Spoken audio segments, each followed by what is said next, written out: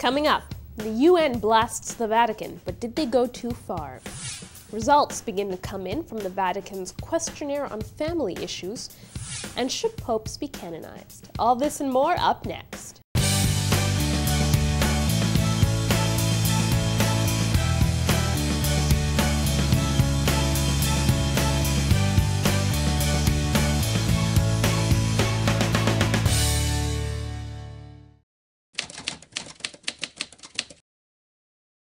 Hello and welcome to another edition of Vatican Connections. The United Nations Committee on the Rights of the Child issues a scathing report this week about the Holy See's adherence to the International Convention protecting children's rights. The committee insisted again that the Vatican compile and publish detailed statistics regarding priests who have abused children. The committee also said the Pope should order dioceses to implement the UN Convention on the Rights of Children and decried what it calls a code of silence in the Church in regards to abuse. The UN also said the Holy See needs to change canon law to make it mandatory for bishops to report abuse to police. However, the UN report also waded into topics that are not related to abuse and are instead matters of doctrine. The UN committee said the Church needs to change canon law to allow for abortion in certain cases. Two Vatican representatives answered grueling questions by the UN committee a couple weeks ago and admitted there is still more the Church can do to improve the way abuse cases are dealt with. Now, the Vatican has replied to this latest report, in a statement that says it is as it is required to do so by the terms of the convention, it will take note of this final report and will study the points very carefully. The Holy See, however, said it regrets to see in some points of the report an attempt to interfere in Catholic Church teaching on the dignity of the human being. Now, you might remember back in October, the Vatican asked bishops around the world to distribute a questionnaire to as many faithful and clergy as possible. You might even have provided your own feedback on the topics being asked about. Now, this week, the German and Swiss bishops' conferences published summaries of their findings. Initial results show that the personal beliefs of Catholics in those two countries differ from church teaching. Specifically, German and Swiss Catholics don't see eye to eye with the Church when it comes to living together before marriage, the status of divorced and remarried Catholics, homosexuality, and birth control. Swiss bishops said that while Swiss Catholics view the Church as being family-friendly, they view the teaching on these areas as being unrealistic. Remember, these results are also coming after the Archdiocese of Freiburg decided to allow divorced and remarried Catholics to receive communion, so this could also be a way of trying to push the Vatican's hand.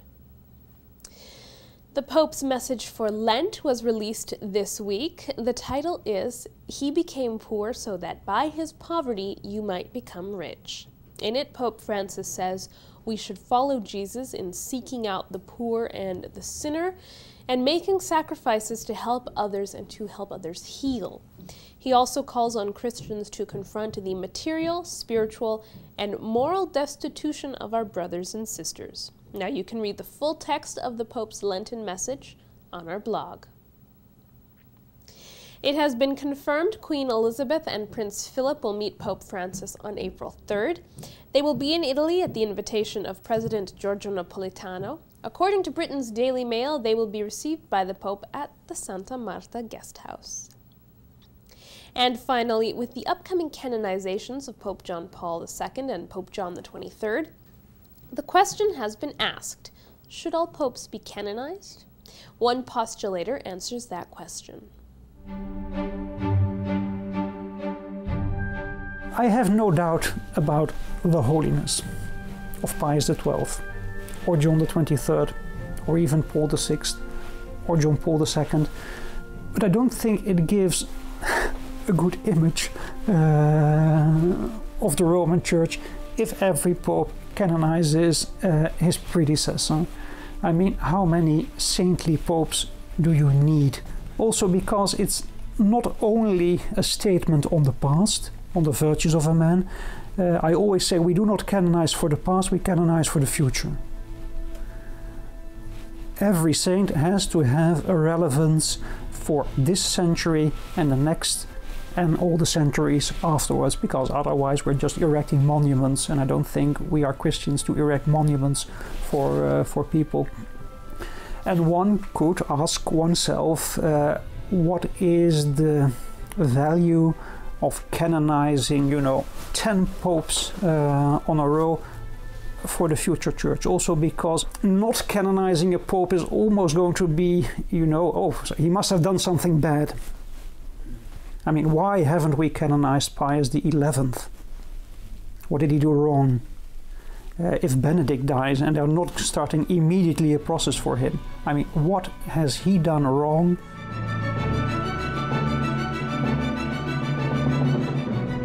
We're not working for the past. I mean, it's not a stamp of approval. You did a good job. John Paul II and everyone that we canonize or beatify has to have a role for the future church and not only for the past. It's time now to flip through the papal agenda. On Saturday, Pope Francis had an audience with members of the Neo-Catechumenal Way. He thanked the members for their generous missionary efforts and encouraged them to build church unity by learning about the local cultures in the places they're sent. Now, this meeting is an annual event during which the Pope also blesses families who have agreed to go off as missionaries to help with evangelization in a given diocese. He thanked members for all they do and gave them 3 pieces of advice, including saying, communion is essential, and sometimes, it happens, it may be better to forego following in every detail that your itinerary demands in order to guarantee unity among brothers and sisters that make up the one church community of which you must always feel part. Sunday was a feast of the presentation of the Lord and the day for consecrated life. Pope Francis celebrated Mass at St. Peter's to mark both events. Vatican Television has more. The light of Christ reaches all peoples and illuminates the darkness in a world without joy. The celebration of the Feast of the Presentation of the Lord took place in St. Peter's Basilica, which was lit up by thousands of candles. It commemorates the time when the young couple, Mary and Joseph, took their child to the temple, and the first encounter between Jesus and his people, represented by Simeon and Anna, took place. On the 18th day for consecrated life, Pope Francis said that the encounter between young and elders, between the observance of the law and prophecy, is reenacted in the yes of those who respond to the Lord's call. He said the mystery of this encounter is animated by the Holy Spirit, who always offers the joy of walking within the path of the law, whilst always being open to God's voice. On Sunday, Pope Francis led the Angelus prayer as usual, and CNS has more on that.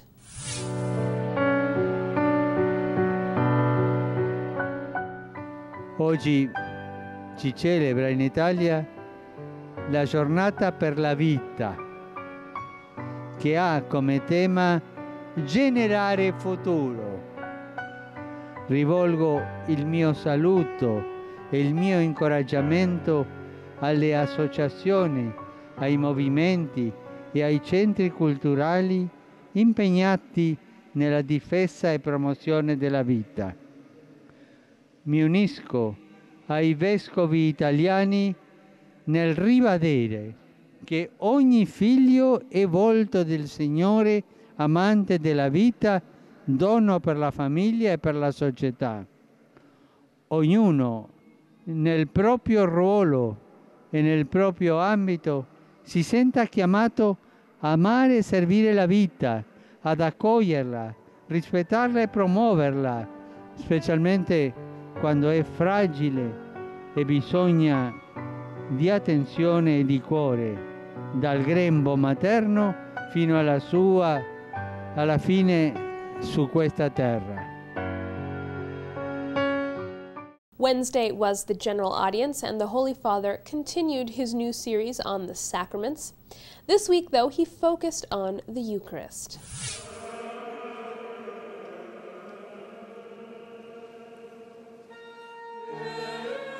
La celebrazione eucaristica è ben più che di un semplice banchetto. È proprio il memoriale della Pasqua di Gesù, il mistero centrale della salvezza. Memoriale non significa solo un ricordo, un semplice ricordo, ma vuol dire che ogni volta che celebriamo questo sacramento partecipiamo al mistero della passione, morte e risurrezione di Cristo. L'Eucaristia costituisce il vertice dell'azione di salvezza di Dio. Il Signore Gesù, facendosi pane spezzato per noi, riversa infatti su di noi tutta la sua misericordia e il suo amore, così da rinnovare il nostro cuore, la nostra esistenza e il nostro modo di relazionarci con Lui e con i fratelli. È per questo che comunemente, quando ci si accosta a questo sacramento, si dice ricevere la comunione, di fare la comunione. Questo significa che nella potenza dello Spirito Santo la partecipazione alla mensa eucaristica ci conforma in modo unico e profondo a Cristo, facendosi pregustare già ora la piena comunione col Padre che caratterizzerà il banchetto celeste, dove con tutti i santi avremo la gloria di contemplare Dio faccia a faccia.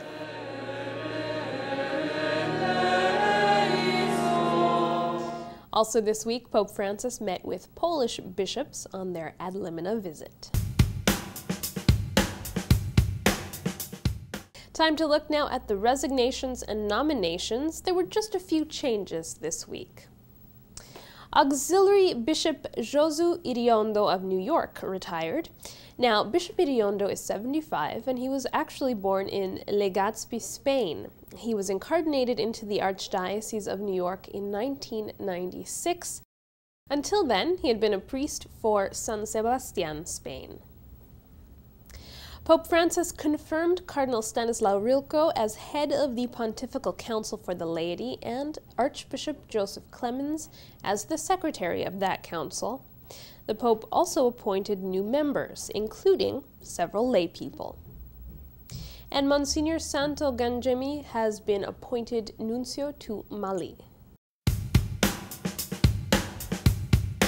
Vatican Connections is interactive. Send us your questions or comments by Facebook, Twitter, email, or post. Via email, send comments to info@saltandlighttv.org. And by post, send letters to 114 Richmond Street East, Toronto, Ontario, N5C 1P1, Canada. This week, our Roman profile takes a look at one prelate who brought the Pope into our living rooms every Christmas Eve. Cardinal John Foley was the head of the Pontifical Council for Social Communications for about 23 years, and he died in 2011. But this week, we take a look at his legacy as a Catholic communicator.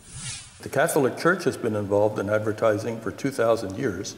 We call it evangelization. We really believe our message, and we offer much more than a lifetime guarantee.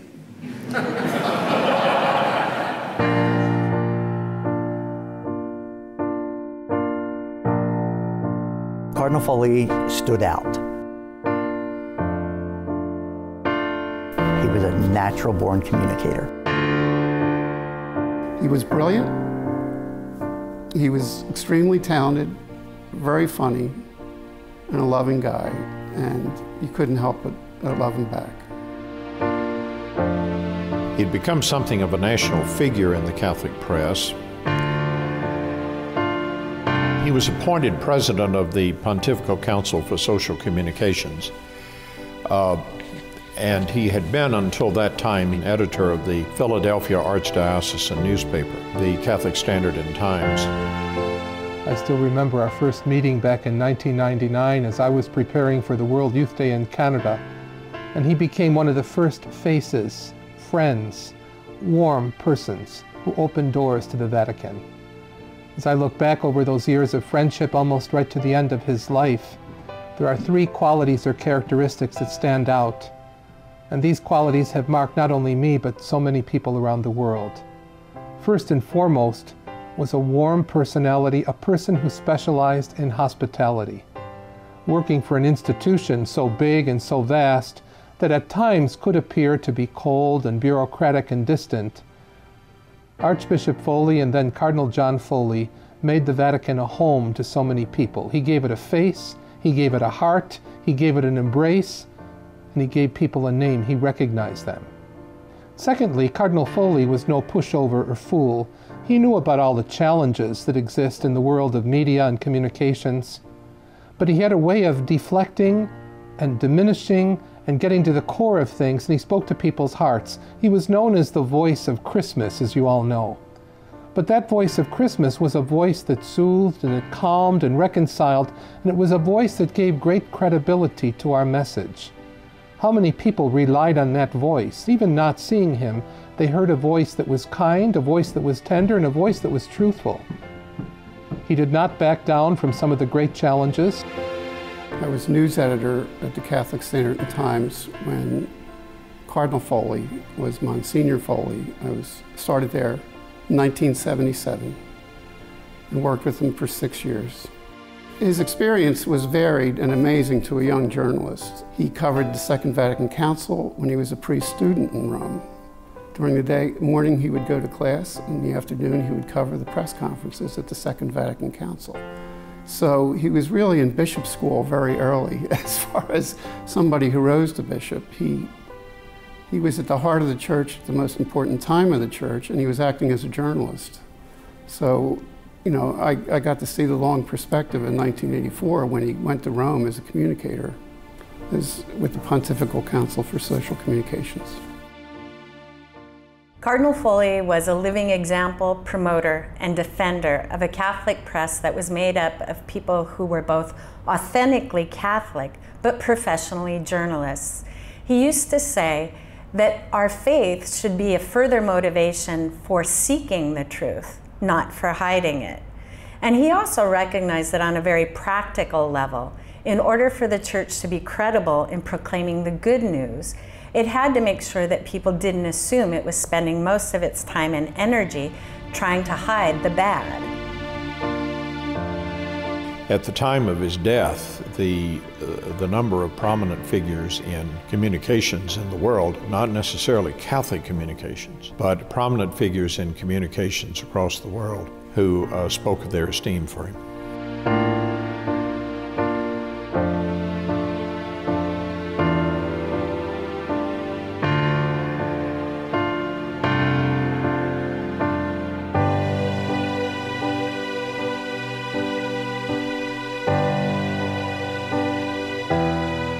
This is a new faculty position established to honor Cardinal Foley and to carry on the legacy of his work, particularly in terms of the church and social communications in today's digital world with all of the new media and its potential impact on evangelization and the work of the church. The idea is that the training of future priests needs to include some component of social communications. What we are doing at the current time is a public lecture series to promote the idea of the church and social communications. I'm also teaching a course to the third-year seminarians in the theology division about social communications. And then we're also going to host workshops, lectures. I give a number of presentations in several dioceses around Philadelphia.